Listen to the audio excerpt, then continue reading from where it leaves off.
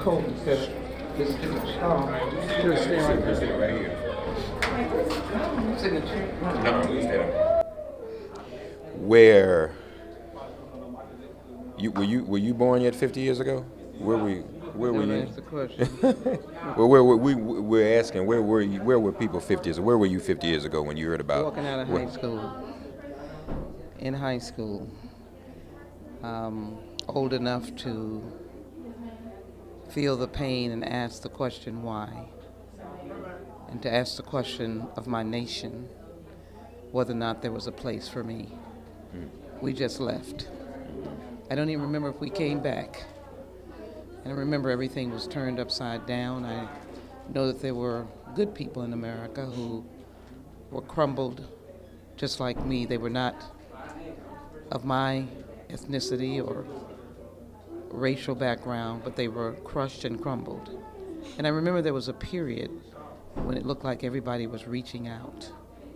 And for a moment, as a very young mind, you begin to think, maybe America has learned her lesson.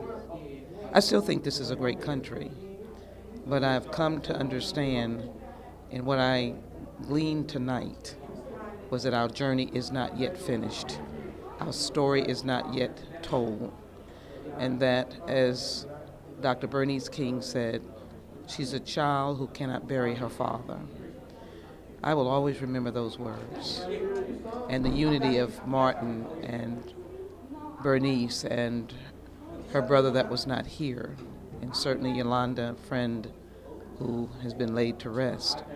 But what I will take from that then is that if Dr. King lives, if his dream lives, then I can't get tired. I can't be frustrated. I can't yield to the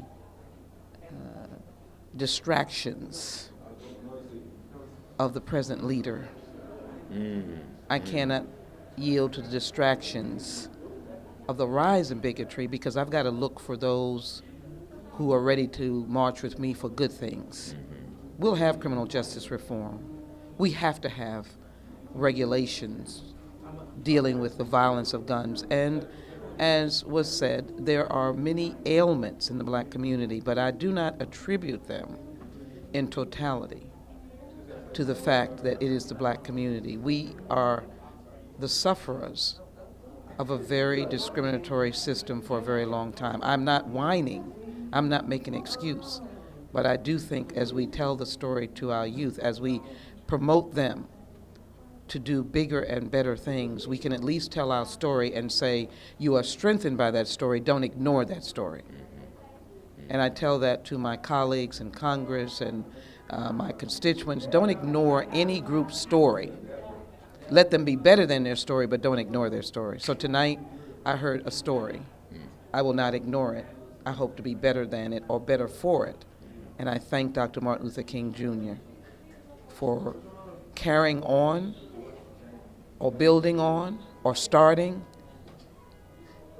or laying the foundation for what we will continue to be. Thank you. Thank you, Congresswoman. Bless your heart. All right. Good to see you.